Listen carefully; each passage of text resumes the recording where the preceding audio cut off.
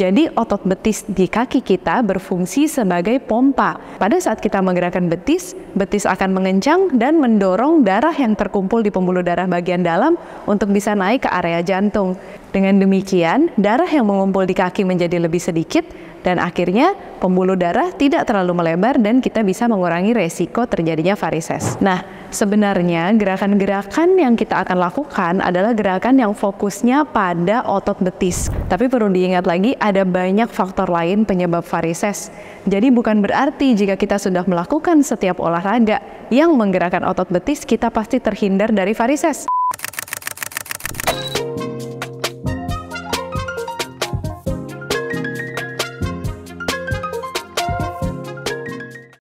Halo semuanya, perkenalkan saya dengan Dr. Andrea dari Jakarta Varises Clinic. Hari ini saya akan memberikan sedikit tips-tips gerakan yang bisa dilakukan untuk orang-orang yang menderita varises ataupun untuk mencegah munculnya varises di kaki. Nah, sebenarnya gerakan-gerakan yang kita akan lakukan adalah gerakan yang fokusnya pada otot betis. Kenapa sih? Jadi otot betis di kaki kita berfungsi sebagai pompa. Pada saat kita menggerakkan betis, betis akan mengencang dan mendorong darah yang terkumpul di pembuluh darah bagian dalam untuk bisa naik ke area jantung. Dengan demikian, darah yang mengumpul di kaki menjadi lebih sedikit dan akhirnya pembuluh darah tidak terlalu melebar dan kita bisa mengurangi resiko terjadinya varises. Tapi perlu diingat lagi, ada banyak faktor lain penyebab varises. Jadi bukan berarti jika kita sudah melakukan setiap olahraga yang menggerakkan otot betis, kita pasti terhindar dari varises. Ini hanya salah satu cara yang bisa dilakukan untuk mencegah munculnya varises. Hari ini saya akan memberikan 5 variasi gerakan yang bisa dilakukan. Gerakan ini dilakukan boleh selama 40-60 detik setiap gerakannya atau diulang sebanyak 20-30 kali setiap gerakan. Gerakan yang pertama kita cukup melakukan jinjit, turun, jinjit, turun. Tapi fokusnya pada saat kita jinjit dan turun adalah kita melakukannya dengan sepelan mungkin. 2 hitungan naik, 1, 2, 2 hitungan turun, 2, 1. Jadi semakin perlahan kita melakukannya, semakin akan terasa kontraksi di belakang betisnya. Once you get to the top, squeeze bagian belakang kakinya supaya area betisnya juga bisa mengencang. Kalau rasanya balance-nya sudah mulai kurang, boleh siapkan bangku di sebelahnya sehingga kita bisa pegangan sama bangkunya. Tapi jika kita melepaskan tangan kita dari bangku, we add additional practice, and that is to balance on our feet, on our toes, while we're doing these exercises. Yang kedua, kita melakukan gerakan yang persis sama, tapi satu kaki aja. Jadi kita fokus di kaki sebelah kanan, lalu di kaki sebelah kiri. Untuk gerakan yang kedua ini akan lebih susah untuk balance-nya, jadi lebih baik kalau kita pegangan saja untuk mencegah kalau kita jatuh. Jadi caranya, angkat dulu satu kaki, lalu jinjit, turun, jinjit, turun dengan tempo yang sama. Semakin pelan akan semakin baik manfaatnya untuk gerakan di betis kita.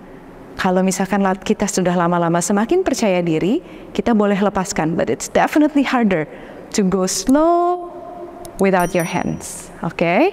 So do it about 20 sampai 30 kali, lalu kita balas kaki yang sebelahnya.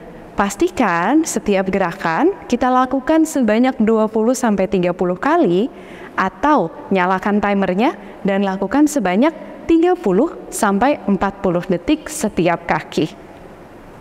Untuk gerakan yang ketiga, kita langsung menghadap ke arah bangkunya, kedua tangan kita taruh di atas bangku.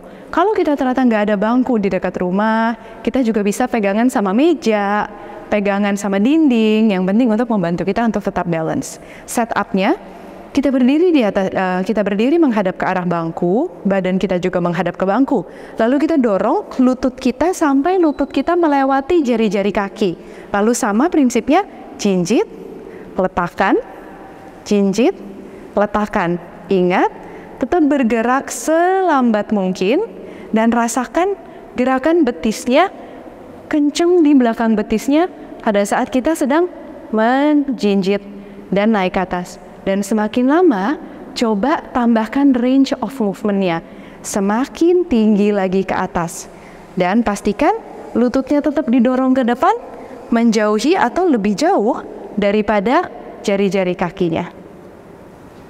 Untuk variasi yang berikutnya sama, kita cukup mengangkat satu kaki dan kita fokus dengan kaki yang sebelahnya yang menepak ke tanah.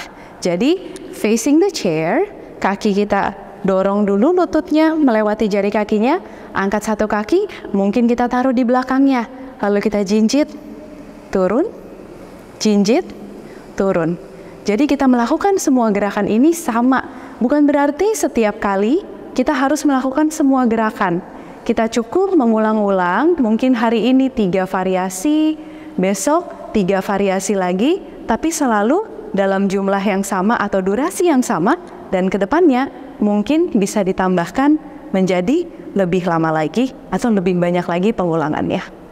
Untuk gerakan yang kelima, kita tambahkan sedikit ada cardio training untuk meningkatkan endurance kita. Nah, caranya kita akan menginjakan satu kaki kita lebih tinggi ke atas mungkin sebuah jingklik atau tangga yang ada di rumah. Tapi caranya seperti ini. Jadi kita akan berdiri di depan pijakannya, lalu satu kaki melangkah ke atas. Pada saat kita jinjit, kaki sebelahnya naik, turun, lalu naik, turun. Jadi di sini kita latihan untuk endurance as well as strength di bagian paha, betis, dan pergelangan kaki kita. Same thing, nggak usah buru-buru atau semakin lama, semakin cepat juga boleh. Again, same thing, do it on the other side too, supaya kaki kanan dan kirinya balance. Naik, turun.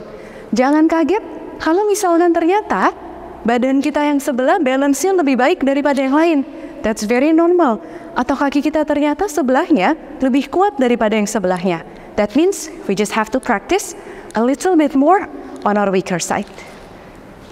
Wow. Oke, jadi demikian adalah 5 gerakan sederhana yang bisa dilakukan di mana saja dan kapan saja untuk mengurangi resiko terjadinya varises. Tujuannya diingat lagi, yaitu kita mau mengkontraksikan atau menggerakkan betis kita supaya bisa membantu untuk memompa darah yang menumpuk di bagian kaki kembali ke jantung. Sekian dan terima kasih.